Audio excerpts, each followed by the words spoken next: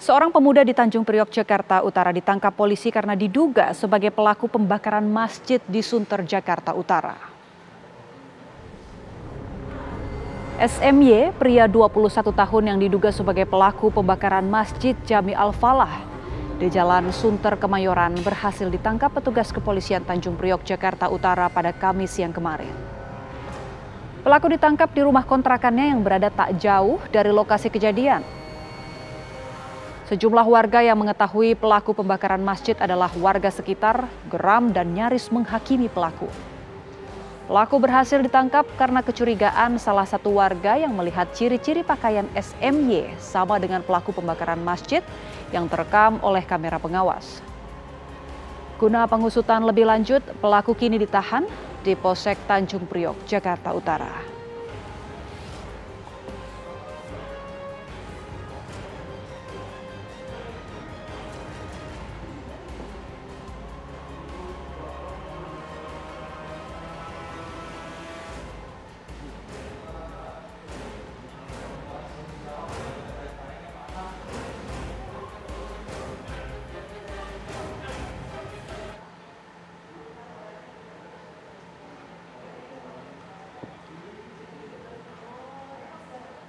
Ya pemirsa, untuk mengetahui lebih lanjut mengenai kasus pembakaran sajadah ataupun karpet di sebuah masjid di kawasan Tanjung Priok, Jakarta Utara, kami akan ajak Anda untuk bergabung dengan rekan kami Diva Ulhak yang sudah berada di lokasi kejadian. Selamat pagi Diva, sebenarnya siapa sosok pelaku ini dan apa motifnya melakukan pembakaran tersebut?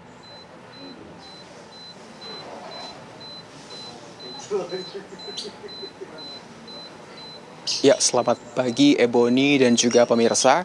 Benar sekali, warga Sunter, Jakarta Utara ini dihebohkan dengan adanya pembakaran di Masjid Jami Al-Falah di kawasan Jakarta Utara, di mana pelaku ini berinisial SMY dan berusia 21 tahun yang tertangkap CCTV membakar sejadah yang berada di masjid.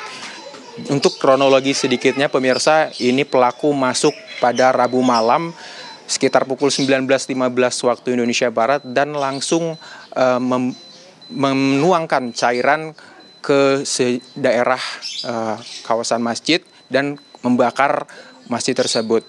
Untuk mengetahui bagaimana situasi dan juga keseharian dari sang pelaku, ini saya sudah berada di depan rumah kontrakan pelaku dan juga sudah bersama saya warga sekitar dengan Pak Rohman.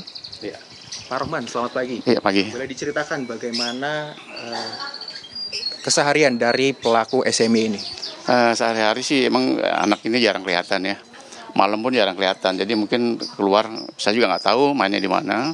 Cuman sehari-hari itu nggak pernah kelihatan. Ya paling ibunya aja, karena ibunya kan tunanetra ngurut. Yang saya tahu ibunya aja. Kalau saya tanya, saya lihat ada tidur di dalam. Cuman bergaul kemana saya nggak tahu. Sehariannya gitu aja deh. Jadi warga sini juga jarang yang lihat ya hasilnya. Oke. Kemudian di sekitar rumah ini si pelaku ini terlihat sering nggak ke masjid seperti itu? Ya kalau sehari-hari nggak pernah ke masjid sama sekali. Jadi tidak pernah terlihat di masjid, namun motif pelaku ini kira-kira seperti apa? Sehingga dia membakar masjid tersebut, apakah ada dendam atau apa? Nah itulah masalah itu saya juga kurang tahu. Ya ada motifnya apa dendam, tapi kayaknya bergaul aja enggak, lagi mana dia mau dendam ya kan. Jadi kayaknya nggak ada motif dendam, nggak ada istilahnya. Ya cuman ya nggak tahu lah motifnya apa, saya kurang tahu. Untuk kesehariannya juga nih selama hidup di wilayah ini apakah ada kesulitan ekonomi atau mungkin pinjaman begitu?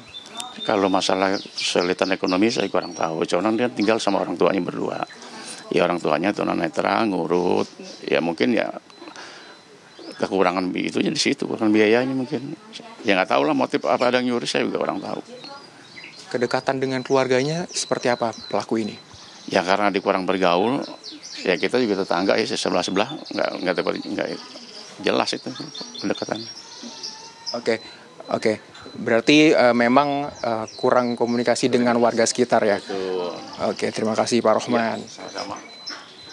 Nah, pemirsa, itu tadi wawancara singkat kami dengan warga sekitar, yang mana memang pelaku saat ini juga sudah diamankan oleh pihak kepolisian dan sudah ditahan di Polsek Tanjung Priuk, Jakarta Utara. Untuk motif dari sang pelaku ini, pihak kepolisian masih terus mendalami. Tadi kami sudah menghubungi Kapolsek dari Jakarta Utama, dan memang belum ada konfirmasi resmi dari pihak kepolisian. Sementara demikian, Ebony, kembali ke studio. Baik, terima kasih Diva Ulhak atas informasi Anda langsung dari Tanjung Priok, Jakarta Utara.